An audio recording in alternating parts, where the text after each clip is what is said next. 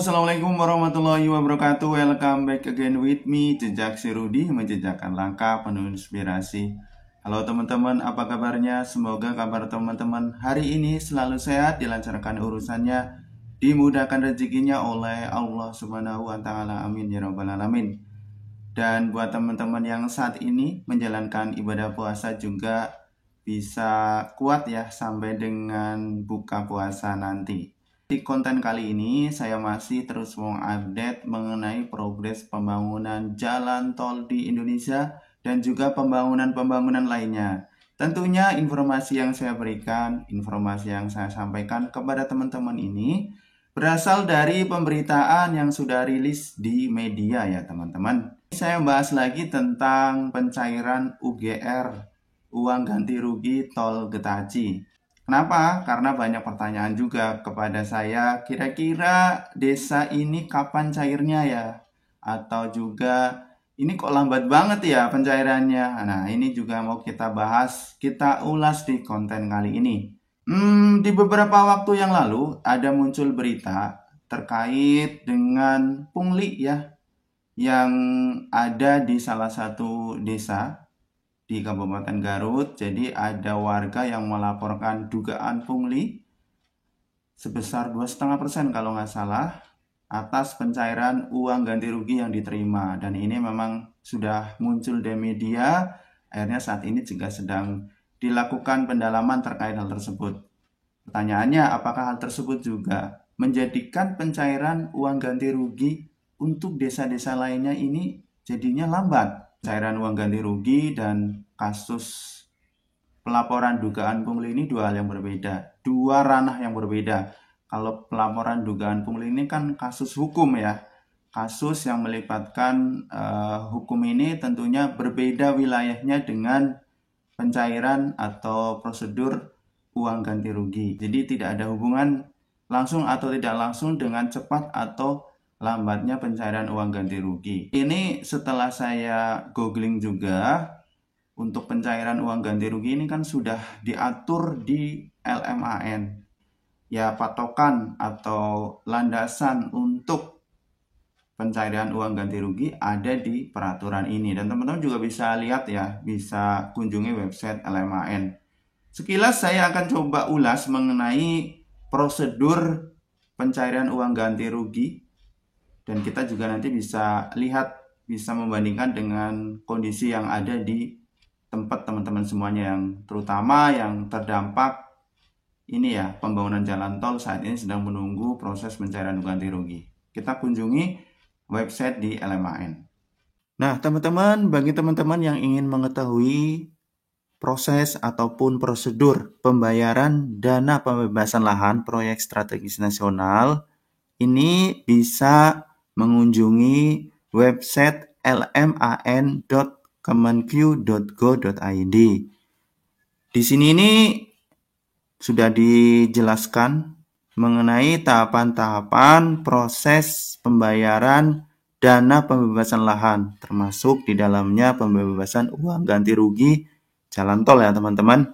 Apa saja? Mari kita simak dan kita ulas bareng-bareng. Yang pertama adalah penetapan proyek menjadi proyek strategis nasional.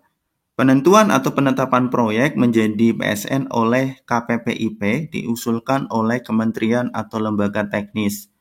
Outputnya adalah ditetapkannya sebuah proyek menjadi proyek strategis nasional berdasarkan peraturan presiden. Misalkan tol Getaci ya ditetapkan dengan peraturan presiden tentunya. Nah, setelah sebuah proyek ditetapkan menjadi proyek strategis nasional, berikutnya adalah penetapan lokasi pembangunan. Outputnya adalah izin penetapan lokasi, di mana perencanaan pembangunan infrastruktur dan penetapan lokasi oleh kementerian atau lembaga teknis terkait dengan menggandeng ya stakeholder yang terkait juga ini. Jadi ada beberapa stakeholder juga gitu. Setelah ditetapkannya lokasi pembangunan proyek tersebut, sudah turun izinnya, lanjut ke tahapan yang ketiga, yaitu identifikasi dan inventarisasi. Identifikasi dan inventarisasi pertanahan yang menjadi lokasi pembangunan oleh Badan pertanahan nasional. Jadi diidentifikasi dan inventarisasi ini ya jelas akan dilihat lokasinya, kemudian tanahnya milik siapa, luasnya berapa, apa aja yang ada di atasnya, dan seterusnya, dan seterusnya. Selanjutnya, setelah diidentifikasi dan inventarisasi ini, kemudian dilanjut ke penilaian. Penilaian atau appraisal nilai tanah gitu. Setelah penilaian ini gitu ya, ini dilanjut ke tahapan yang penting juga ini, yaitu musyawarah warga. Musyawarah warga dengan warga terdampak terkait kesepakatan nilai ganti rugi tanah. Itu ya. Jadi di musyawarah warga ini akan deal-dealan ya istilahnya. Ini berapa nilai tanah yang akan disepakati untuk ganti ruginya. Kalau sudah disepakati di situ, nanti dilanjut ke tahapan yang keenam, yaitu validasi oleh BPN. Setelah semua sepakat, BPN mengeluarkan validasi bidang tanah untuk pembayaran uang ganti rugi yang disampaikan kepada kementerian atau lembaga. Tentunya ya validasi lagi ya, terkait dokumen-dokumen pendukungnya, seperti itu. Setelah semua lengkap, ya, dilanjut surat permohonan pembayaran. Kementerian atau lembaga menyampaikan surat permohonan pembayaran ke LMAN berdasarkan validasi dari BPN tersebut. Jadi, dilanjut surat permohonan pembayaran ini, tahapan yang ketujuh, ya. Selanjutnya, baru kalau sudah ini dilakukan, semuanya divalidasi lagi, diterima oleh LMAN. Kemudian LMAN melakukan pembayaran apabila seluruhnya telah lengkap. Pembayaran disalurkan langsung ke rekening warga penerima.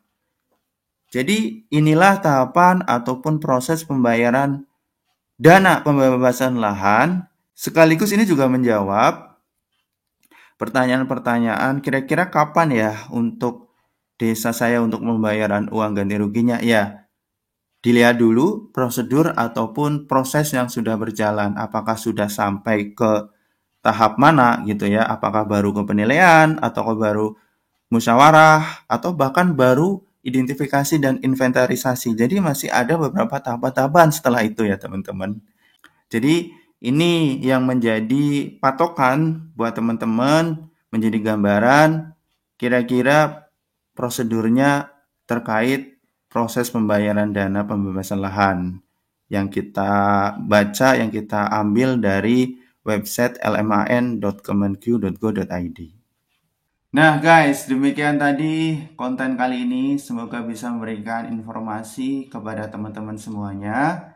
Dan sekali lagi admin mengucapkan terima kasih kepada teman-teman yang selalu support channel ini, sehingga admin selalu semangat ya untuk memberikan update terbaru mengenai pembangunan jalan tol dan juga pembangunan lainnya di Indonesia. Sampai ketemu lagi di konten berikutnya. Wassalamualaikum warahmatullahi wabarakatuh.